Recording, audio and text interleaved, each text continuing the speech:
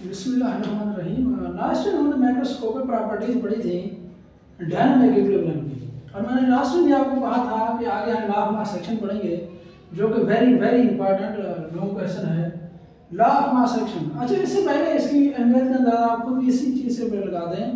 ये फर्स्ट के अंदर चैप्टर नंबर 8 के अंदर फिर मौजूद है, और यहाँ पे जैसे मौजूद है सेम एज इट ही वहाँ पर मौजूद है, हूँ बहू वैसे का वैसे ही लिखा हुआ है। अगर यहाँ पे आपने याद कर लिया तो फर्स्ट ईयर के अंदर आपको याद करने की कोई जरूरत नहीं पड़ेगी।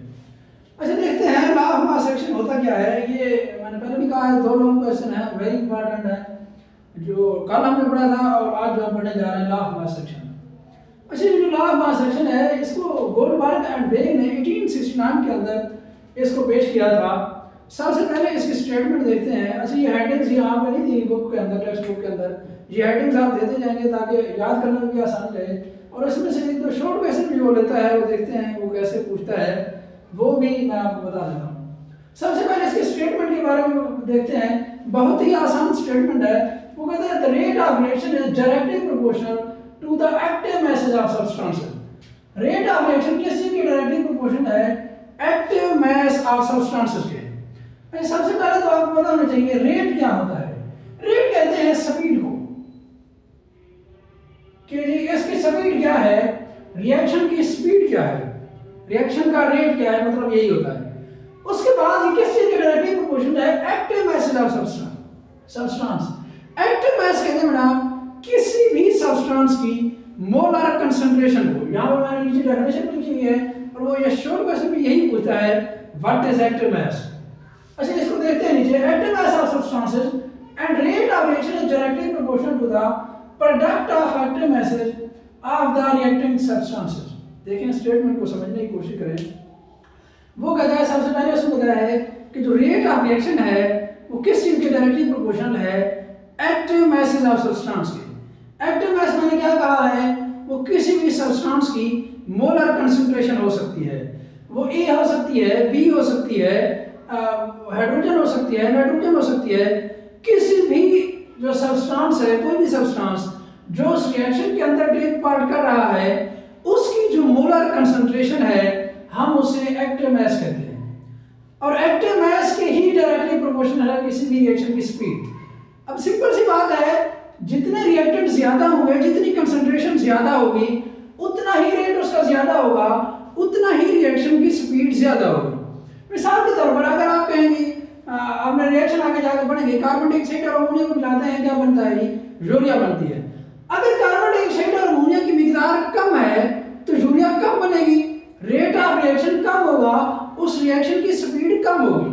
अगर उनकी मिकदार ज्यादा है कार्बन डाइऑक्साइड और अमोनिया की, तो रिएक्शन की जो स्पीड होगी, जो रिएक्शन का रेट होगा, वो ऑब्वियसली ज्यादा होगा, उसकी स्पीड ज्यादा होगी। यही बात उसने की है लॉ ऑफ मास सेक्शन के अंदर। दूसरे स्टेटमेंट के अंदर बिल्कुल यही सेम बात करता है। वो कहता है rate of reaction is directly proportional to the product, उसके हासिल रिजल्ट। प्रोडक्ट का यहाँ मतलब प्रोडक्ट नहीं है, यहाँ मतलब है हासिल रिजल्ट, जिसे आप मैथ के अंदर पढ़ते हैं हासिल result. Product of the active masses of the reactant substance. जो सब्सटेंस आपस में रिएक्ट कर रहे हैं उनके एक्टिव मैस के डायरेक्टली प्रोपोर्शनल है। देखिए, बात वही है, जस्ट उसने घुमा फिरा के दी है। वो कहता है जो सब्सटेंसेस आपस में रिएक्ट कर रहे हैं उनके जो एक्टिव मैस का हासिल रिजल्ट है, उनका जो प्रोडक्ट है एक्टिव मैसेज का, उनके क्या है, वो डायरेक्टली प्रोपोर्शनल है। क्या चीज डायरेक्टली प्रोपोर्शनल है, रेट ऑफ रिएक्शन। किसी भी सब्सटेंस का, किसी भी रिएक्शन का जो रेट है वो इस चीज के डायरेक्टली प्रोपोर्शनल है कि उसके अंदर जो एक्टिव मैस है, जो सब्सटेंस है, उसके एक्टिव मैस कितना है, उसकी मोलर कंसंट्रेशन कितनी है। बेसिकली स्टेटमेंट समझ आ गई होगी आपको। अब एक्टिव मैस क्या होता है, मैंने कहा है it is the molar concentration of any substance. किसी भी सब्सटेंस की जो मोलर कंसंट्रेशन है हम उसे क्या कहते हैं, एक्टिव मैस कहते हैं, molar concentration of any substance. उसके बाद इसका यूनिट होता है, इसका यूनिट होता है मोल पर डेसीमीटर क्यूब, ये इसका यूनिट है। और इसको किस चीज से रिप्रेजेंट किया जाता है, इसको स्क्वायर ब्रैकेट से रिप्रेजेंट किया जाता है इन एक्टिव मैस को। यहां पे देखते हैं मैथमेटिकली कि यहां पे हेडिंग दी है मैथमेटिकल एक्सप्रेशन, इसको कैसे मैं कहता हूं, suppose A and B are reactants while C and D are products. A और बी रिएक्टेंट है मेरे पास, और सी और डी क्या है, प्रोडक्ट हैं, ये रिवर्सिबल रिएक्शन शो किया हुआ मैंने। अब यहाँ पे देखें according to law of mass action, law of mass action के अकॉर्डिंग जो रेट ऑफ रिएक्शन है वो किस चीज के डायरेक्टली प्रोपोर्शनल है, एक्टिव मास के डायरेक्टली प्रोपोर्शनल है। अब मैं फर्ज करता हूँ रेट ऑफ जो फॉरवर्ड रिएक्शन है वो किस चीज के डायरेक्टली प्रोपोर्शनल होगा, वो एक्टिव मास ऑफ किस चीज के जो रिएक्टेंट की कंसंट्रेशन है। अब देखें फॉरवर्ड रिएक्शन किस चीज के डायरेक्टली प्रोपोर्शनल होगा, सिंपल सी बात है, फॉरवर्ड रिएक्शन का मतलब यही है कि रिएक्टेंट मिलकर क्या बना रहे होते हैं, प्रोडक्ट बना रहे होते हैं। अब जो रिएक्टेंट की कंसंट्रेशन है वो फॉरवर्ड रेट के डायरेक्टली प्रोपोर्शनल होगी। देखिए इस बात को समझने की कोशिश करें, जितना रिएक्टेंट की कंसंट्रेशन ज्यादा होगी उतना ही फॉरवर्ड रिएक्शन की स्पीड ज्यादा होगी, उतना ही फॉरवर्ड रिएक्शन का रेट ज्यादा होगा। यही बात है मैंने लिखी है, rate of forward reaction is directly proportional to A की कंसंट्रेशन इनटू बी की कंसंट्रेशन। ये जो ब्रैकेट है स्क्वायर ब्रैकेट, ये एक्टिव मास को रिप्रेजेंट कर रही है कि ए की कंसंट्रेशन और बी की कंसंट्रेशन। अब देखें which is equal to, अब डायरेक्टली क्या प्रोपोर्शनल मैं खत्म करने लगा हूं, इसकी जगह पे मैंने kf लिखा है। बेसिकली ये k कांस्टेंट है, किस चीज का कांस्टेंट है, फॉरवर्ड रिएक्शन का, जिसके लिए मैंने f का लफ्ज इस्तेमाल किया है। f का वर्ड यूज किया है kf, फॉरवर्ड रिएक्शन का कांस्टेंट है kf into a into b। Similarly इसी तरह जो रेट ऑफ रिवर्स रिएक्शन होगा वो किस चीज के डायरेक्टली प्रोपोर्शनल होगा, रेट ऑफ रिवर्स रिएक्शन होता क्या है, प्रोडक्ट मिलकर क्या बना रहे होते हैं, रिएक्टेंट बना रहे होते हैं। अब जितनी प्रोडक्ट की मिकदार ज्यादा होगी उतना रिवर्स रिएक्शन की स्पीड या उस रिवर्स रिएक्शन का रेट क्या होगा, ज्यादा होगा। रेट ऑफ रिवर्स रिएक्शन किस चीज के डायरेक्टली प्रोपोर्शनल होता है, C और D के।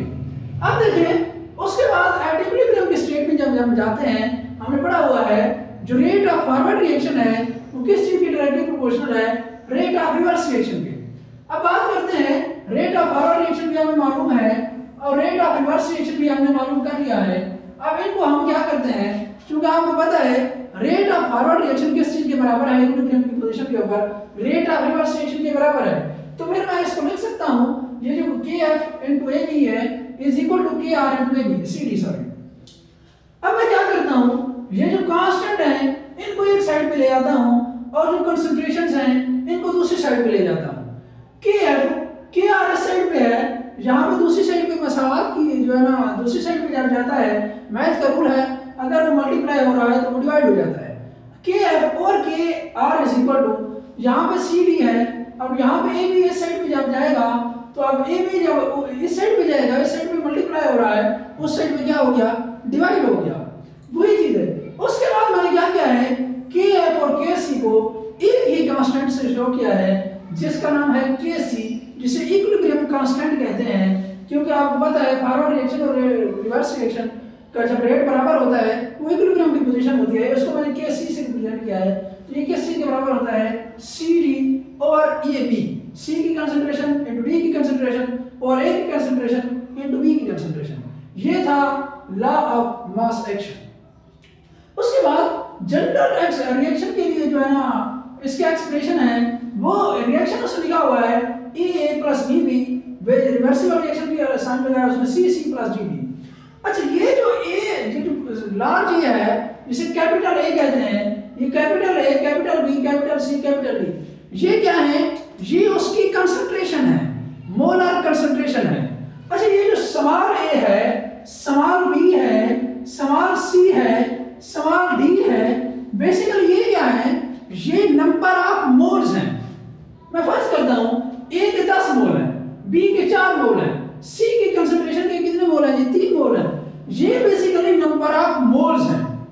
इसके स्टेटमेंट को क्वेश्चन यूं लिखता है, rate of chemical reaction is directly proportional to the product of molar concentration of reactant raised to power equal to their number of moles।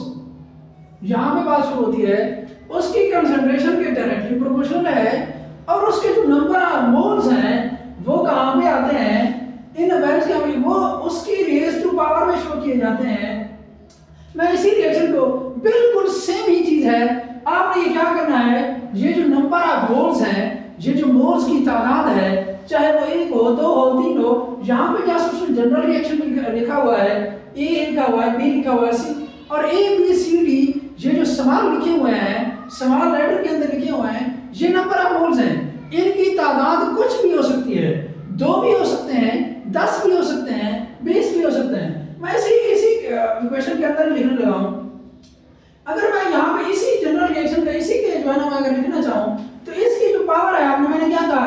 जो नंबर ऑफ मोल्स है उनको पावर में आपने शो करना है। यहाँ पे ए आ जाएगा, यहाँ पे बी आ जाएगा, ये नंबर ऑफ मोल्स हैं। ये बेसिकली उसकी किस चीज के आते हैं, raise to power equal to their number of moles. जो उनके नंबर ऑफ मोल्स हैं वो उनकी पावर कंसंट्रेशन की पावर के ऊपर लिखते हैं, उनकी को पावर बन जाती है। यहाँ पे भी ए आएगा, यहाँ पे बी आएगा, क्योंकि नंबर ऑफ मोल्स मैंने कहा है उसकी पावर में लिख दिया हमने। यहाँ पे सी आ जाएगा स्मॉल, यहाँ पे डी आ जाएगा, यहाँ पे सी आ जाएगा, यहाँ पे डी आ जाएगा। सारे का सारा वही रिएक्शन है, C D A and B.